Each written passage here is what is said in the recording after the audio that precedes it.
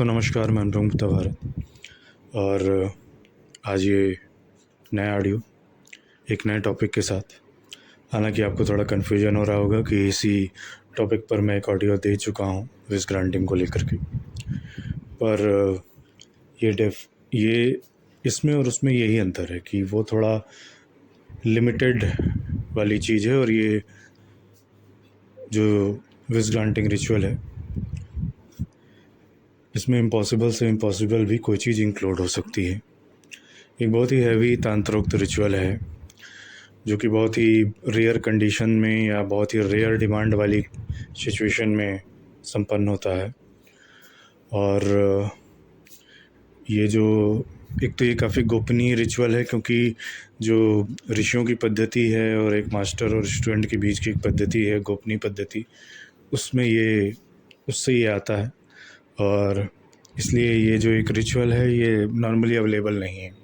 विस ग्रांटिंग की बहुत सारे स्पेल्स हैं, बहुत सारे रिचुअल हैं छोटे बड़े तंत्र में, पर इसमें मैं बस जो है कि जो आपके एक समझने लायक है वो मैं आपको समझा सकता हूँ इसमें, कि कोई भी एक विश, कोई भी एक इच्छा जो कि बहुत लंबे समय से आप जिसमें लगे हुए हैं, प्रयास कर रहे हैं, पर वो पूरी नहीं हो पा रही है।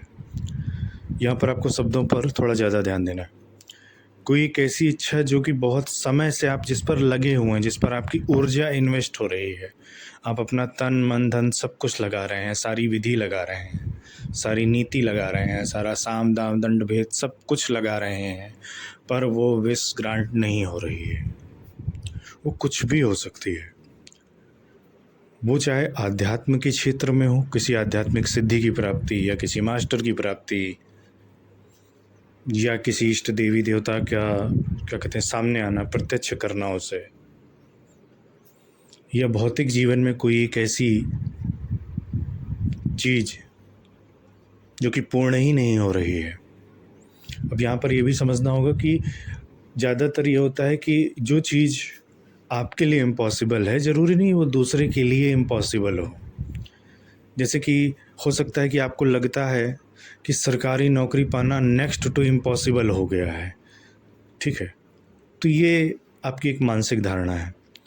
लेकिन अगर आप अपने आसपास ही देखेंगे तो आप पाएंगे कि काफ़ी लोग ऐसे थे जिन्होंने सिंपल जो है हाई स्कूल किया, 12th किया, ग्रेजुएशन किया, और किसी जॉब वैकेंसी आई, अप्लाई किया, थोड़ी बहुत तैयारी की और लग गए। और जब उस बंदे से हम पूछते हैं कि भाई जॉब कैसे लगी, क्या हुआ, तो वो बस यही बता देता है कि ठीक है, मैं थोड़ा स्टडी पर फोकस किया और वो चीज़ हो गई। तो आपको लगता है कि ये एक इम्पॉसिबल सा काम कैसे हो गया उसके लिए, लेकिन उसके लिए बहुत ही नॉर्मल सी चीज़ थी वो। अब ये उसका क्या कहते हैं भाग्य है, प्रारब्ध है, उसके अपने प्लैनेट्स हैं, नक्षत्र हैं कि सब कुछ ईजीली हो गया, तो उसके लिए गवर्नमेंट जॉब पाना इम्पॉसिबल नहीं है। पर वही चीज़ आपको बहुत इम्पॉसिबल लग रही है, आप कभी 1 नंबर से रुक जा रहे हैं, कभी इंटरव्यू में आपका जो है 1-2 नंबर से हो रहा है, कभी वो एग्ज़ाम कैंसिल हो रहा है, ठीक है, कभी वो री एग्ज़ाम हो रहा है, कभी वो मैटर हाई कोर्ट में चला गया है।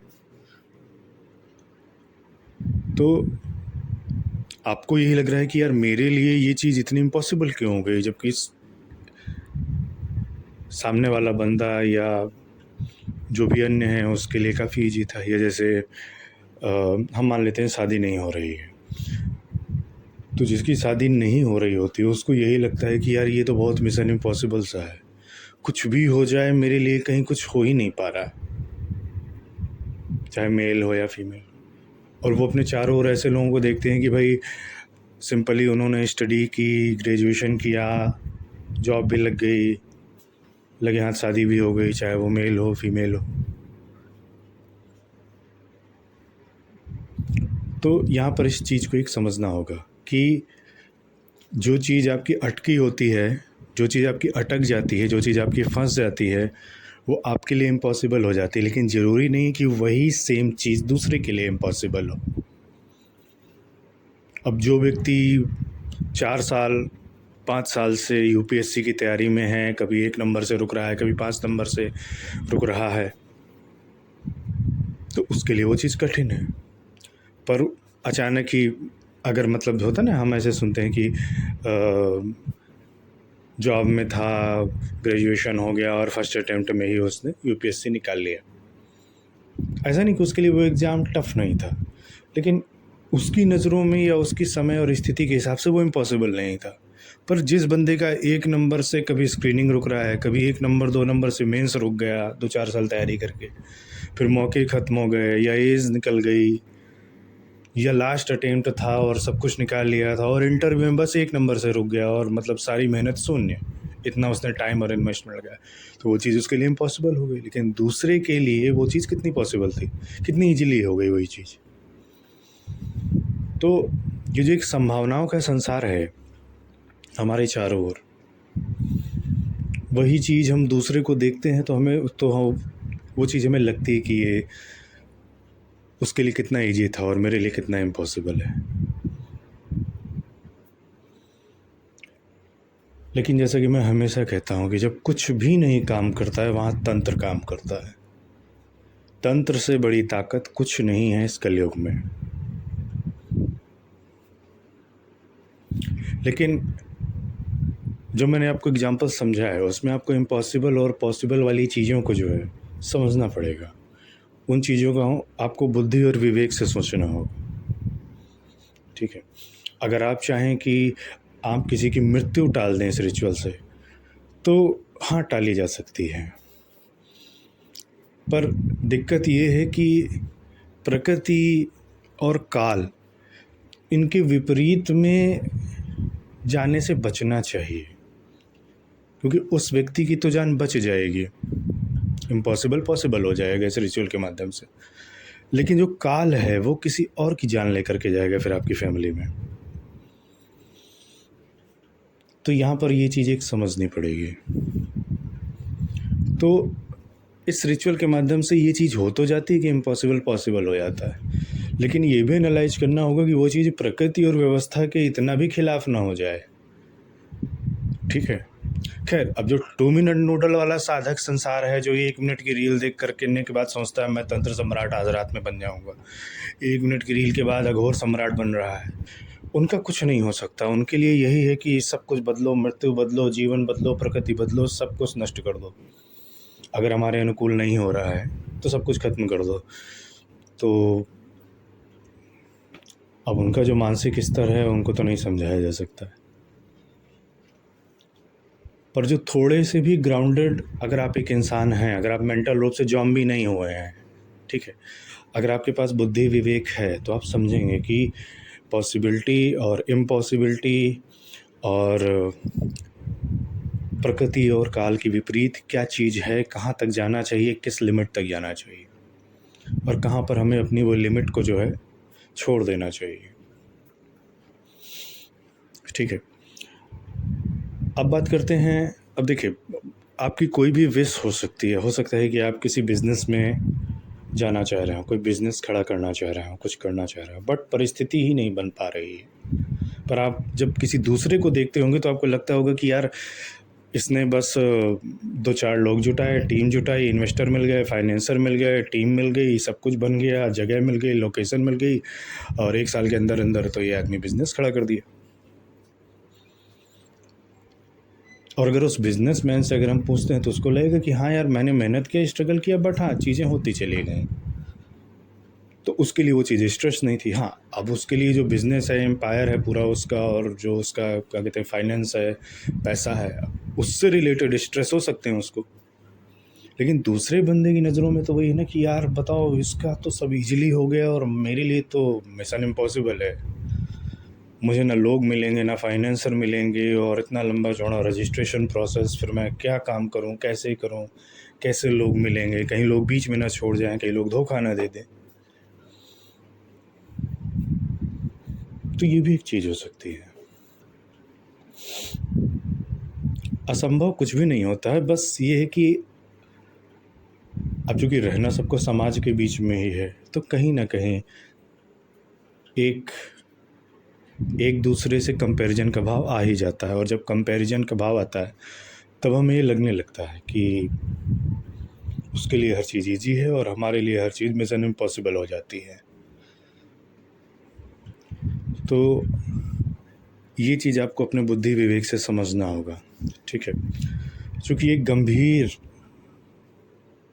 रिचुअल है, तंत्रोक्त रिचुअल, ये जैसा मैंने स्टार्टिंग में कहा, ऐसी इच्छा जो कि बहुत ज़्यादा मेहनत करने के बाद, तन मन धन पूरा अर्पित कर देने के बाद, सारी चीज़ें कर लेने के बाद, अपनी भी पूरी मेहनत लगा लेने के बावजूद भी या तो रिज़ल्ट ना के बराबर है, या रिज़ल्ट 10% है, 20% है, या रिज़ल्ट बिल्कुल शून्य है। ये रिचुअल उनके लिए है। हैवी इसलिए है ये रिचुअल क्योंकि ये एक ही दिन में संपन्न होता है और 5 अलग जो शक्ति पीठ हैं वहाँ पर होता है, 5 लोगों द्वारा परफॉर्म किया जाता है ये।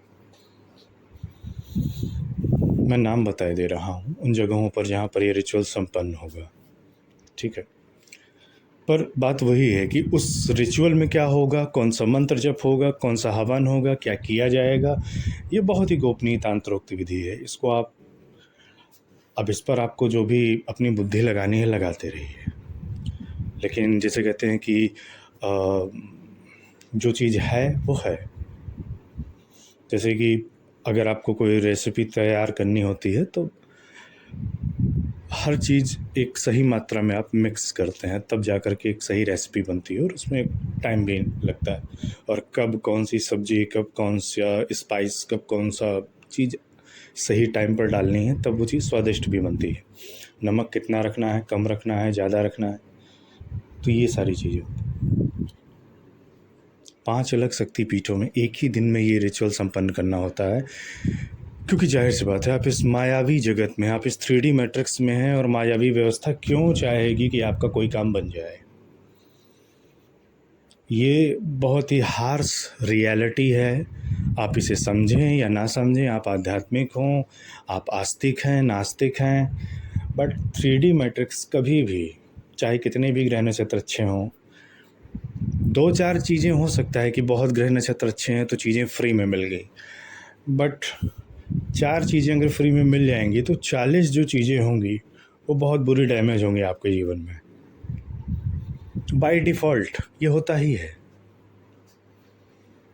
इसलिए वो भी है ना, कहावत कहते हैं, मुकम्मल किसी को जीवन नहीं मिलता, ज़मीन नहीं मिलती तो आसमान नहीं मिलता। लेकिन फिर भी कुछ चीज़ें, कुछ इच्छाएं, कुछ हमारा एक विज़न होता है लाइफ के प्रति कि हमने इतना टाइम और एनर्जी और सब कुछ इन्वेस्ट किया इस चीज़ में और हमें इस चीज़ में रिजल्ट मिलना चाहिए। मान लीजिए आपको एक ख़ास किस्म का ही काम आता है, अब ये थोड़ी है कि आपने 5, 10, 15 साल उस काम में लगा दिए, सीखने में लगा दिए और फिर अब आप उस काम को छोड़ें और फिर कोई दूसरा काम फिर से, जिसे कहते हैं ना कि एक रास्ते में 15 साल तक चलना, फिर पता चला नहीं कुछ हो रहा है तो फिर वापस लौट के आना, फिर नया काम शुरू करना अगले 15-20 साल तक। तो इतनी लंबी उम्र भी तो नहीं है ना आपकी, किसी की भी नहीं है यार। 50-60 साल, 70 साल का एक छोटा सा जीवन है, उसमें अगर 10-15 साल इस चीज़ का एक्सपीरियंस, तो उस रास्ते का एक्सपीरियंस, तो तब तो फिर हो ही गया। तब तो फिर आप किसी मुकाम तक ही नहीं पहुंचेंगे अगर बार बार रोड चेंज होती रहेगी। तो ये रिचुअल उस स्टेज में काम करता है। 5 शक्तिपीठों पर होता है, एक ही दिन में 1.25 लाख मंत्र जब कंप्लीट करना होता है इंडिविजुअल, हर शक्तिपीठ पर 5 अलग अलग लोग रहेंगे। 1250 माला एक दिन में कंप्लीट करना, ये भी एक इम्पॉसिबल सा काम है, लेकिन फिर भी पॉसिबल हो जाता है, एक सक्षम साधक के माध्यम से हो सकता है। और ईश्वर की दया से इतना है कि चाहे 12 ज्योतिर्लिंग हों या 51 शक्तिपीठ हों, कि वहाँ के जो भी महामंडलेश्वर हैं या जो उनके वहाँ पर मेन जो सब देखते हैं गर्भगृह के अंदर पूजा पाठ वाले, ईश्वर की दया है कि उन सबसे सीधा संपर्क है, उन सबका सीधा एक योगदान है। तो इसलिए काफ़ी आसानी हो जाती है, उनसे भी काफ़ी कुछ सीखने को मिलता है मुझे। तो 5 अलग अलग शक्तिपीठों पर एक ही दिन में ये रिचुअल कंप्लीट होता है।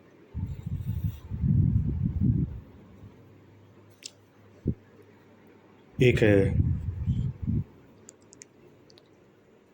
कामाख्या शक्तिपीठ, देवी कामाख्या में,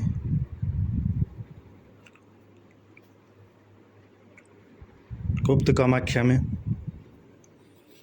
भगवान काशी विश्वनाथ में, हिंदीपुर बालाजी हनुमान जी, और भगवान जगन्नाथ उड़ीसा। देवी कामाख्या में 2 जगह। गुप्त कामाख्या कहाँ है, कैसा दिखता है, ज़मीन के ऊपर है कि नीचे है, पहाड़ के अंदर है, ये सब यहाँ पर चर्चा के विषय नहीं हो सकते हैं। कुछ चीज़ें गोपनीय होती हैं तो होती हैं।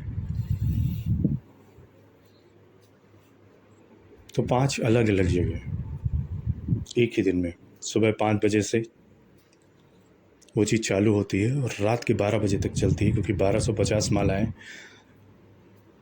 एक हैवी वर्क है। एक ही दिन में 1.25 लाख मंत्र जप करना, टोटल 6,25,000 होता है। अब बात आती है कि रिचुअल होने के बाद कितने दिन में वो चीज़ मैनिफेस्ट हो जाएगी। तो जो तंत्रोक्त विधि है और जो पूरी एक पद्धति से जो चल आ रहा है, वो टाइम है मैक्सिमम 180 डेज, अर्थात 6 महीने। पर ये चीज़ कभी भी घटित हो जाती है, कई बार 1 घंटे में, कई बार 1 दिन में, कई बार 1 हफ्ते में।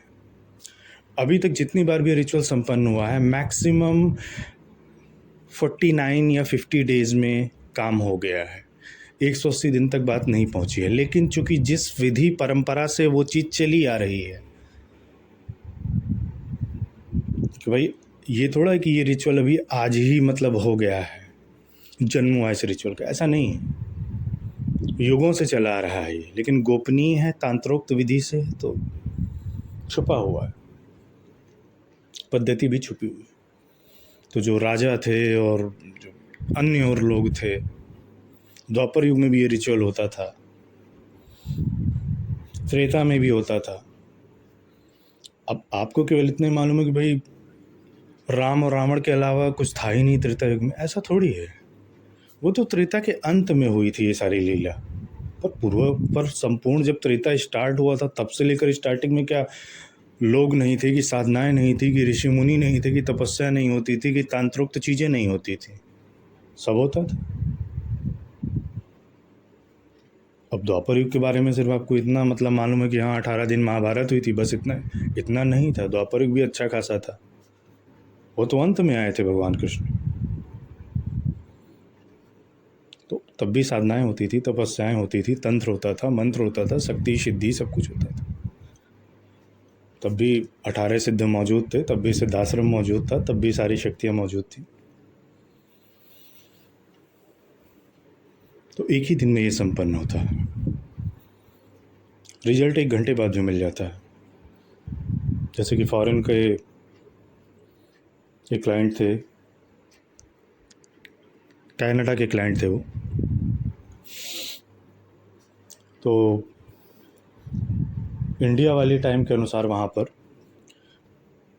सुबह 5 बजे रिचुअल शुरू हुआ, 11:30 बजे उनका समाप्त हो गया। 11:30 बजे रिचुअल समाप्त हो गया, मेरे पास मैसेज आ गया, तो मैंने उनको मैसेज भेज दिया। उस वक्त वहाँ सुबह के 8 बज रहे होंगे, तो मैंने उनको मैसेज भेज दिया कि आपका रिचुअल संपन्न हो गया है, ठीक है। और यहाँ इंडिया में 11:30 बजे हुए थे, रात के 11:30 बज ही जाता है, लगभग 12 बज जाते हैं। तो उसके ठीक 1 घंटे बाद वहाँ के टाइम के अनुसार ठीक 9 बजे, वहाँ 9 थे, यहाँ पर 12:30 था, 1 बजने वाला, तभी मैसेज आया कि वो काम हो गया है। तो ऐसा भी होता है, 1 घंटे में ही हो गया। लेकिन जब वो आया था हमारे पास, तब तो भाई हमने उसको 180 दिन का ही टाइम दिया था, क्योंकि जो एक विधि है वो वही है टाइम बताने की। हो गया उसका काम 1 घंटे में, बता लेते, काफ़ी एक इम्पॉसिबल सा काम था, पर हो गया। और 5 अलग अलग शक्तिपीठ, आप समझ पा रहे होंगे कि क्यों इन सारी एनर्जीज को जो है इंक्लूड किया जा रहा है इंक्लूड किया गया है इस तांत्रोक्त विधि में। और 6.25 लाख मंत्र जप, मतलब जैसे कहते हैं कि 1.25 लाख को 5 बार, 6.25 लाख, काम कैसे नहीं होगा। तो ये सारी चीज़ें थी। और चूंकि इसमें लोग इन्वॉल्व हैं, हैवी रिचुअल है, एक दिन में 1.25 लाख मंत्र जप है, और रुकावटें बहुत आती हैं। पूरा 3D मैट्रिक्स लग जाता है इस रिचुअल को फेल करने के लिए, क्योंकि ऑब्वियस सी बात है, यही रूल है। यह रूल क्या है, हम इस एक हार्श रियलिटी में हैं। हम चाहे इस सत्य को आज समझें, चाहे 100 साल बाद समझें, चाहे जब हम अपनी आखिरी सांस ले रहे हों तब समझें कि यहाँ पर थाली में सजा करके कुछ नहीं मिलता है, और अगर मिलता है तो सारा संसार उसको छीनने की कोशिश करता है। और अगर फिर भी किसी तरीके से बचा ले गए अपनी थाली, तो कोई गारंटी नहीं कि अगली बार आपकी थाली बच जाए या आप बच जाएं। इसीलिए कोई भी हो, इस संसार का सबसे शक्तिशाली व्यक्ति जो इस पृथ्वी का एक रुपया कंट्रोल कर रहा है, टाइम कंट्रोल कर रहा है, सरकारें कंट्रोल कर रहा है,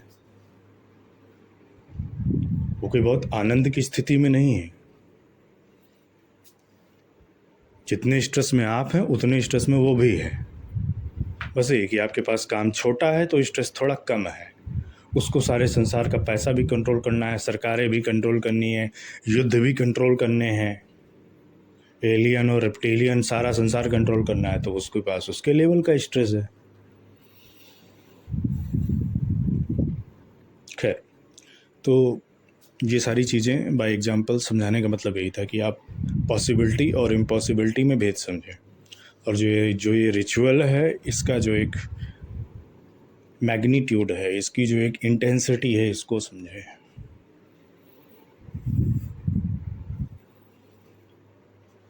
और साथ ही कुछ नियम ज़रूर अप्लाई होते हैं कि अगर आपने कभी जीवन में किसी शिव भक्त को, शक्ति भक्त को, या हनुमान भक्त को, या नारायण भक्त को अकारण कष्ट दिया हुआ है, तो ये रिचुअल कभी काम नहीं करेगा। क्यों? क्योंकि इनमें सब, इस रिचुअल मैंने आपको क्या कहा, सभी इन्वॉल्व है। शिवद्रोही, नारायण द्रोही, शक्ति द्रोही। ये रिचुअल क्या है यार, धरती लोक का कुछ उसके लिए काम नहीं करने वाला है, वो सिर्फ नष्ट होने वाला है। भले उसको लगे कि नहीं वो सम्राट बन गया है, लेकिन पैर के नीचे ज़मीन खिसकने में देर नहीं लगेगी। तो ये उनके लिए बिल्कुल भी नहीं है। अब आप थोड़ा सा सोच लीजिए, एनालाइज कीजिए कि क्या किसी हनुमान भक्त को कष्ट पहुंचाया है क्या कभी? अकारण कष्ट, बस ईर्ष्या में अकारण ही छल किया हो, अकारण ही झूठ बोले हो। भाई अगर कारण सही तो उसके साथ कि भाई उसने आपको एक झापड़ मारा तो आपने 4 मारे, तो उसने 40 मारे, तब तो ठीक है, समझ में आता है कि चलो कारण है, कुछ कहीं एक बात शुरू हुई थी। बट अकारण अगर किसी शिव शक्ति भक्त को, या नारायण भक्त को, या हनुमान भक्त को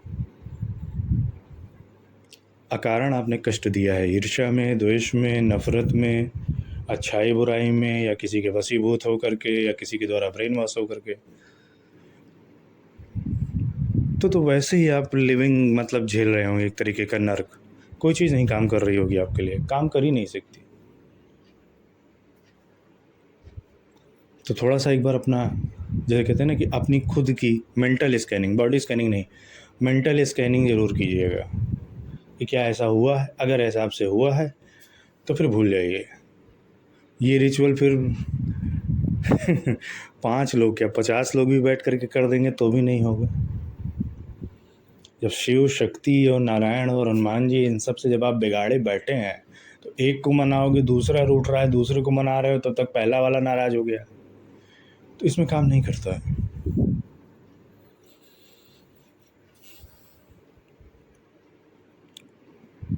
तो इस चीज़ का भी थोड़ा ख्याल रखना, इसीलिए बड़ी ही गोपनीय विधि है, तांत्रिक विधि है, सभी इस चीज़ के पात्र नहीं होते हैं। और जाहिर सी बात है इसकी फ़ीस भी ज़्यादा होगी, क्योंकि एक दिन में सिर्फ 1250 मालाएं नहीं होनी, 1250 मालाएं अलग अलग 5 जगह होनी है। रिचुअल एक दिन का ही होना है, तो रुकावटें बहुत आती हैं, क्योंकि जिस दिन रिचुअल होगा उसके पहले सारी सामग्री जुटानी होती है। जो भी साधक या ब्राह्मण या जो भी उस शक्तिपीठ के जो मुख्य हैं वो जब बैठते हैं उस पर, तो भी अपनी पूरी तैयारी से बैठते हैं। एक दिन का उपवास करना पड़ता है पहले, तो जिस दिन पूरा मंत्र जप होता है उस दिन तो आसन से ही नहीं उठने को मिलता है। तो एक हैवी वर्क है, बट जैसे कहते हैं ना कि ह्यूज ब्रेक थ्रू है इसमें।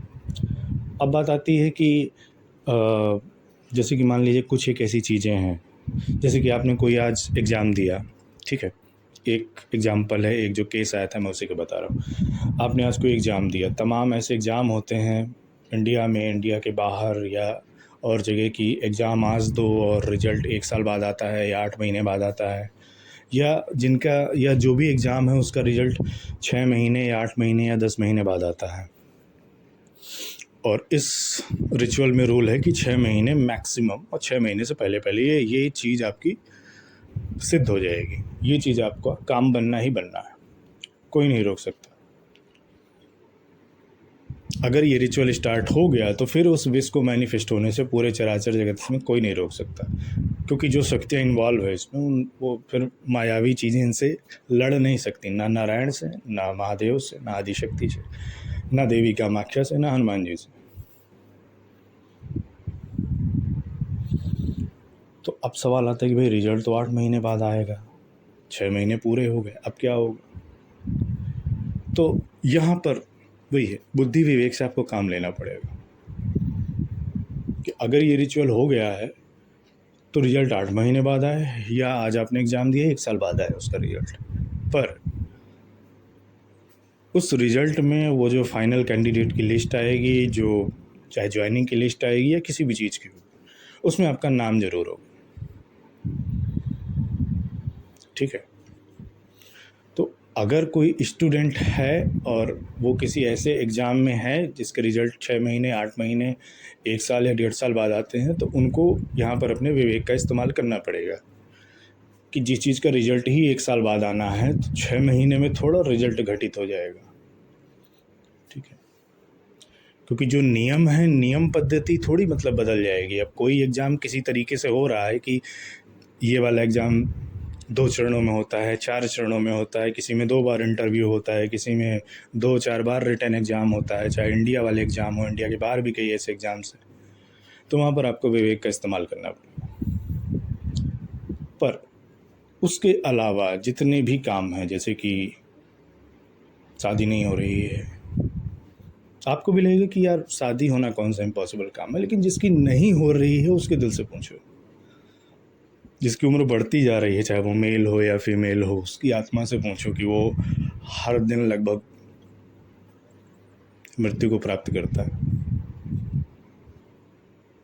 तो इसलिए उसके लिए वो मिशन इम्पॉसिबल हो सकता है। जैसे कि कोई गवर्नमेंट जॉब पाना, जिसको मतलब थ्रू मिल गई, तैयारी भी होती रही, ग्रेजुएशन भी हो गया, मिल गई, हो सकता है उसके लिए बहुत नॉर्मल हो कि हाँ ठीक है हो गया। लेकिन अब जिसके लिए लास्ट अटेम्प्ट है, जिसने वर्षों तक तैयारी किया हो, घर से उधार लिया हो, बाहर से उधार लिया हो, ज़मीन बेच करके आया हो, पढ़ने लिखने नहीं हुआ, 1 नंबर से रुका, कभी 3 नंबर से रुका, तो उसके लिए तो बहुत बड़ा मिशन इम्पॉसिबल है वो जॉब प्राप्त करना, सरकारी नौकरी लगना, या शादी होना, या कोई बिज़नेस खड़ा हो जाना, या एक ब्रेक थ्रू मिल जाना।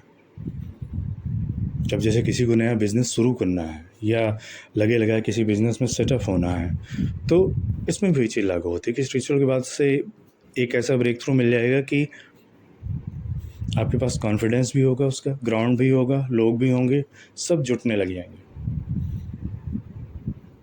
तो यहाँ पर तो 6 महीने वाला रूल लग जाएगा, क्योंकि यहाँ कोई एग्ज़ाम नहीं है, हाँ, अगर कोई ऐसा एग्ज़ाम है कि आज एग्ज़ाम हुआ और 2 से 3 महीने बाद रिज़ल्ट आना है, तब तो डेफ़िनेटली अगर ये रिचुअल हुआ है उसका, तो 3 महीने के जब भी उसकी एक जो डेट होती है रिज़ल्ट आने की, और अगर वो 6 महीने के अंदर है तो ऑब्वियसली उसमें आपका नाम होगा। ये रिचुअल कभी नहीं फ़ेल हुआ, कभी नहीं। फ़ेल होने का संभावना ही नहीं है। जैसे मैंने कहा ना, जो चीज़ें इन्वॉल्व हैं, और ये सिर्फ़ एक वो चीज़ नहीं है कि हमने एक मंत्र उठाया और हम 1.25 लाख जप कर रहे हैं 21 दिन और 41 दिन, फिर सब कुछ सफल हुआ, कुछ नहीं काम किया, या हमने क्या कहते हैं मंत्र सिद्ध तो कर लिया लेकिन मंत्र फूंक रहे हैं, काम नहीं कर रहा है। ये वो चीज़ नहीं है। यहाँ गलती का सवाल नहीं है, ना गलती का सवाल होता है, क्योंकि जब ऐसे रिचुअल में इन्वॉल्व होते हैं तो वो पूरी 5 एक एनर्जी का एक पूरा एक लिंक बन जाता है, हैवी प्रोटेक्शन के बीच और सारी सिचुएशन के बीच वो चीज़ करनी पड़ती है। और हाँ, बाधाएं बिल्कुल आती हैं। भले ही बारिश का मौसम ना हो, अचानक उस प्रॉपर स्थान पर, उस प्रॉपर शक्तिपीठ पर बहुत भीषण बारिश हुई, पता चला उस पूरे दिन भर बारिश होती रही, बिजली गिरती रही, तूफान आता रहा, कहीं चक्रवात आता रहा, कहीं कुछ हो गया, अचानक से ऐसा मौसम चेंज होगा या स्थिति ऐसी बनेगी, या उस शक्तिपीठ पर ही कुछ ऐसा हो जाएगा कि लोगों में अचानक झगड़ा हो गया, या भगदड़ हो गई, या कुछ लोगों की मृत्यु हो गई, या तमाम वहाँ सब कुछ लोग पहुँच गए, फोर्स पहुँच गई, मीडिया पहुँच गई, तो उन्होंने मंदिर में जाने से रोक दिया, या मंदिर में जो रिचुअल होने थे उनको रोक दिया, या आज साधना नहीं होगी, आज पूजा नहीं होगी, या आज सिंपल आरती होगी, आज इतने लोगों की मृत्यु हो गई है यहाँ पर। तो काफ़ी कुछ सिचुएशन बन जाती है, क्रिएट हो जाती है। लेकिन यही तो चैलेंज है, और यही तो तंत्र है, और यही तंत्र की खूबसूरती है। तो आई होप मैं जितना डिटेल में आपको समझा सकता था मैंने आपको समझा दिया। अब आपको अपनी बुद्धि विवेक से काम लेना है, अपनी पॉसिबिलिटी और इम्पॉसिबिलिटी को समझना है, अपने अंदर की उस इच्छा को समझना है, और उस इच्छा शक्ति को भी समझना है, अपने स्वप्नों को भी समझना है, सपने को पूरा भी करना है, उस ब्रेक थ्रू को अचीव भी करना है। अगर इस दुनिया में आए हैं तो केवल एक्सपीरियंस लेते रहना कि 5 साल इस रास्ते में चले, फिर वो काम छोड़ा, फिर 10 साल इस रास्ते पर चले, फिर वो काम छोड़ा।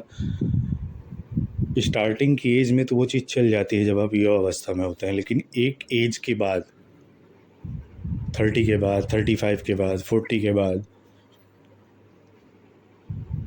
भले ही लोग आपको बोलें या ना बोलें, लेकिन आपकी अंतरात्मा आपको बोलने लग जाएगी कि यार अब एक स्टेबल चीज़ चाहिए, चाहे कोई भी काम करो। वो काम गलत है, सही है, कानून के ख़िलाफ़ है या कानून के सपोर्ट में है, ब्लैक मनी का है कि वाइट मनी का है, धर्म का है कि अधर्म का है, उससे मतलब नहीं है। इस संसार में आप आए हैं तो आपको पैसे कमाने ही पड़ेंगे, माध्यम आप कुछ भी चुनें, क्योंकि आप चाहे जो भी हों, in the end of the day आपको रोटी ही खानी है। चाहे आप संसार में कहीं भी रहते हों, किसी भी जाति या धर्म के हों, कुछ भी मानते हों, कुछ भी, भूख आपको लगेगी ही। और जो लोग भूख प्यास से ऊपर उठ चुके हैं, जो लोग गुफा में हैं, जो लोग सिद्धाश्रम जा चुके हैं, उनके लिए इस रिचुअल का कोई मतलब नहीं। उनको कौन सी जॉब चाहिए, उन्हें कौन सा बिजनेस खड़ा करना है, उन्हें कौन सा जो है ये कि यहाँ पर ऑफिस डाल लेना है, या मुझे अब मानसिक शांति चाहिए, या मुझे ये वाली जॉब छोड़ देनी है। सिद्धाश्रम में बैठे हुए किसी सन्यासी को, या किसी गुफा में बैठे हुए किसी सिद्ध सन्यासी को, या हिमालय या मानसरोवर में बैठे हुए किसी सिद्ध सन्यासी को, उसको क्या मतलब है? तो उसके लिए रिचुअल ही नहीं है, वो तो इच्छाओं से पार जा चुका है। पर शायद आप नहीं इच्छाओं के पार अभी गए हुए हैं। समझदार को इशारा ही काफ़ी है। और काफ़ी सारी चीज़ें हो सकती हैं, जैसे कि कुछ और भी उदाहरण हैं, जैसे कि किसी के लिए ऋण ना, लोन, वही मिशन इम्पॉसिबल बन गया है। खैर ज़्यादातर केसेस में मिशन इम्पॉसिबल ही बन गया है, क्योंकि सारे संसार भर में बैंकिंग के जो रूल्स हैं वो इतने वाहियात लोग जो है इस चीज़ को ऑपरेट करते हैं कि वो जानबूझ करके आप ना चाहते हुए भी लोन और क्रेडिट और डेबिट इसमें ऐसा उलझ जाते हैं कि आप फिर बच नहीं पाते। तो वो भी एक मिशन इम्पॉसिबल हो गया है आज के युग में।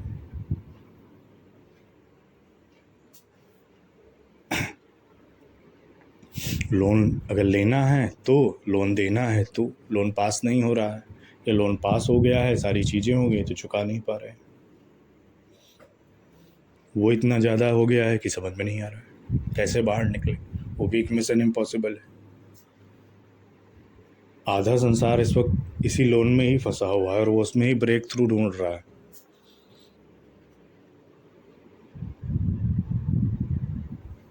सौ में से 50 केस यही वाले आते हैं कि लोन हमारे लिए मिशन इम्पॉसिबल हो गया, इससे बाहर निकाल दीजिए, जो रिचुअल करना है करिए, जो फीस लेनी हो लीजिए, ये अकेले इससे बाहर निकाल दीजिए। खैर ये रिचुअल फेल नहीं करता है, उन्हें बाहर निकाल लाता है।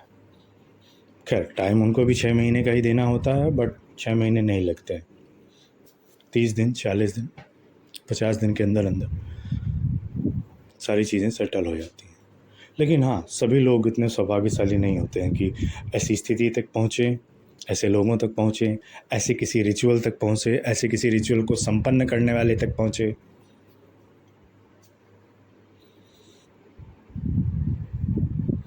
तो ये थोड़े से भाग्य की बात होती है। तो आई होप, मैं समझता हूँ यहाँ तक सारी चीज़ें स्पष्ट हैं, और इस ऑडियो के माध्यम से आप जान गए होंगे कि आपका जो ब्रेक थ्रू है वो बस आपके एक फैसले पर रुका हुआ है। एक सही फैसला, और आप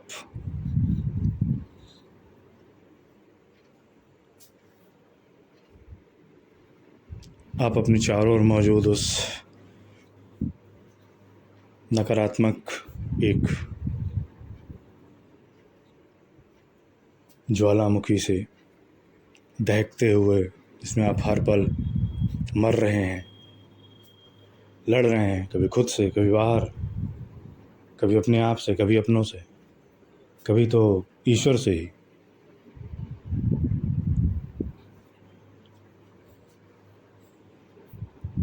तो सिर्फ आप एक फैसला आपको लेना है, और आप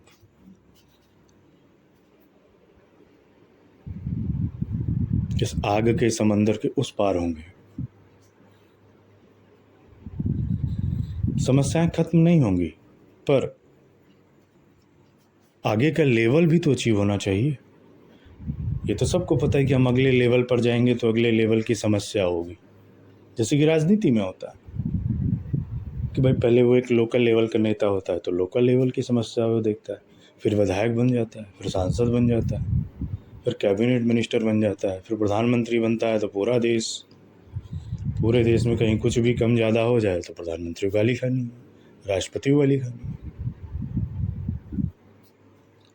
लेकिन एक उस छोटे से लेवल पर उस व्यक्ति को अगर हर स्टेप पर ब्रेक थ्रू नहीं मिलता तो वो उस एक सर्वोच्च एक स्तर तक जा ही नहीं पाता। तो समस्याएं तो राष्ट्रपति के पास भी हैं, प्रधानमंत्री के पास भी हैं, कैबिनेट मिनिस्टर के पास भी हैं, पारिवारिक समस्या भी है, सामाजिक समस्या भी है, राजनीतिक समस्याएं भी। हाँ, लेकिन फालतू की समस्याएं नहीं कि लोन में फंसे हैं, कि शादी नहीं हो पा रही है, कि लीवर फेल हो गया है, कि किडनी फेल हो गया है तो इलाज नहीं हो रहा है। कुछ भी फेल हो जाए फिर उसका, अगर वो कैबिनेट मिनिस्टर है या प्रधानमंत्री है तो सब कुछ रिप्लेस हो जाएगा उसका। लेकिन अगर वो वहीं लोकल लेवल पर ही होता और वो उस स्तर तक नहीं पहुंचता तो फिर उसको हल्का सा भी कुछ भी हो जाता तो फिर वो उसका काम ही रुक जाता है। अगर हाथ में ही हल्का सा अगर फ्रैक्चर आ जाएगा तो उसका काम वहीं रुक जाना था। तो हर स्तर पर आपको पॉसिबिलिटी और इम्पॉसिबिलिटी समझनी होती है, और उस इच्छा को समझना होता। और फिर एक सही फ़ैसला लेना होता है कि इस वक्त क्या सबसे ज़्यादा ज़रूरी है,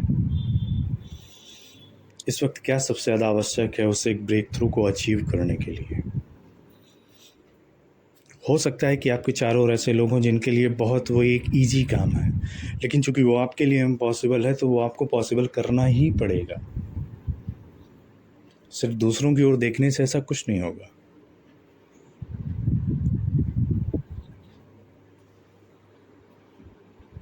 तो पॉसिबिलिटी और इम्पॉसिबिलिटी आपका जो एक लुक है उस चीज़ के प्रति ये निर्धारित करता। जैसे चलते चलते एक उदाहरण दूंगा। आजकल चाहे आप इंडिया में हो बाहर जाएं, ज़्यादातर शॉप्स ऐसी होती हैं कि वहाँ पर मीठा भी मिल जाता है, तीखा भी मिल जाता है खाने को, इंडियन भी, वेज भी, नॉन वेज भी। अब वहाँ सब कुछ रखा है, स्पाइसी फूड भी है, मिठाइयाँ भी हैं, वेज वाला कॉर्नर भी है, नॉन वेज वाला कॉर्नर भी है, सब कुछ। अब एक व्यक्ति जाता है, उसको मीठा खाने से बहुत नफ़रत है, तो वो उस मीठी चीज़ को बहुत मतलब उसको देखेगा ही नहीं, अवॉइड करेगा। लेकिन उसको स्पाइसी चीज़ वो वहाँ जाकर उस चीज़ को लेगा। अब एक अगला व्यक्ति आता है, उसको स्पाइसी चीज़ों से बहुत नफ़रत है कि इसमें इतनी मिलावट है, नकली घी यूज कर रहे हैं, नकली बटर यूज कर रहे हैं, नकली हर मसाले यूज कर रहे हैं, मिठाई ही सबसे अच्छी है, मिठाई में तो हर चीज़ शुद्ध पड़ी हुई है, उसने अपना मिठाई खाई। अब यही हाल वेज वाला है, यही नॉन वेज वाला है। वेज वाला वेज में जा कर के या भाई वो क्या कहते हैं, मीठा भी खा सकता है, तीखा भी खा सकता है। नॉन वेज वाला बाकी सबको जो है बड़ी हेय दृष्टि से देखता है कि हाँ ये लोग तो बस ऐसे पालक भाजी ही खा रहे हैं, या ऐसी शॉप में आकर के डोसा कौन खाता है, इतना बढ़िया नॉनवेज मिलता है वो क्यों नहीं खा रहे हैं। उसके लिए वो चीज़ ख़राब है, डोसा और चाउमीन। और जो प्योर वेजिटेरियन है उसके लिए वो एकदम, बताओ यहाँ पर कैसा पाप हो रहा है, यहाँ से यहाँ पर इतनी चीज़ें मिल रही हैं और नॉन वेज ही मिल रहा है, यहाँ से हम मीठा लेते हैं, लोग ले जाते हैं मंदिर और यहीं पर नॉन वेज ही बना रहे हैं। तो चीज़ें वही हैं, लोगों का नज़रिया अलग अलग हो जाता है। इसमें उस मिठाई की कोई गलती नहीं है, ना जो वहाँ स्पाइसी फूड बिक रहा है उसकी कोई गलती, मतलब एज ए फूड उसकी कोई गलती नहीं है, as a food non veg की कोई गलती नहीं है किसी की उसमें भाई, कि नॉन वेज से अच्छी कोई चीज़ हो ही नहीं सकती संसार में। वहीं दूसरा जो वेजिटेरियन है उसके लिए वो और ही कुछ है, अधर्म है, पाप है। तो फूड की अपनी कोई आइडेंटिटी नहीं है, मतलब जो वो खाना है उसकी अपनी कोई आइडेंटिटी नहीं है, पर लोगों का जो नज़रिया है, जो शॉप में आ रहे हैं और जा रहे हैं, उनके हिसाब से कोई चीज़ बहुत अच्छी है तो कोई चीज़ बहुत बुरी है, कोई चीज़ बहुत अच्छी है, हेल्दी है, तो कोई चीज़ बहुत बड़ा अधर्म है और पाप है।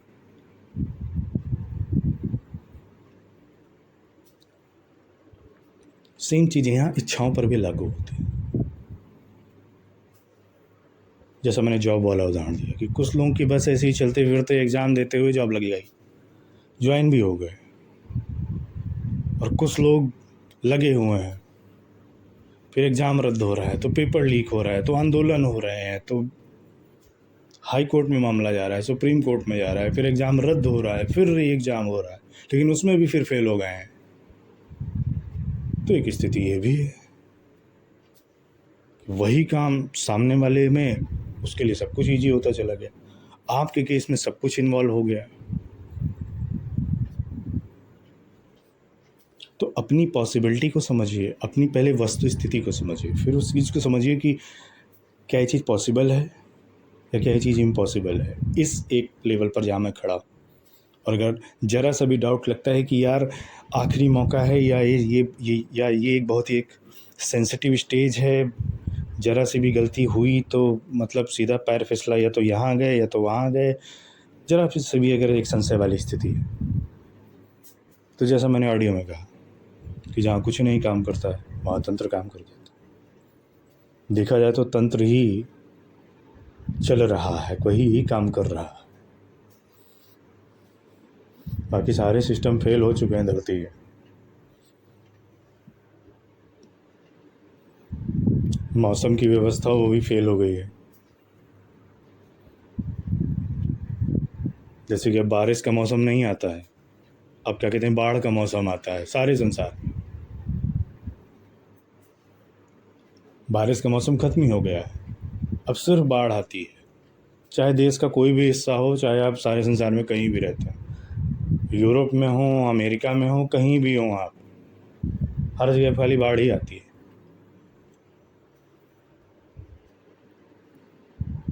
तो सारे सिस्टम फेल हो चुके हैं, बस यही एक सिस्टम है जो सही तरीके से काम कर रहा है, तो इसका लाभ ले लीजिए। मैं समझता हूँ यहाँ तक सारी चीज़ें स्पष्ट हैं। कोई डाउट है ऑडियो दोबारा सुन लीजिएगा। समझदार को इशारा ही काफ़ी है, और आप अपने ब्रेक थ्रू से सिर्फ एक फ़ैसले दूर हैं, एक कदम दूर हैं।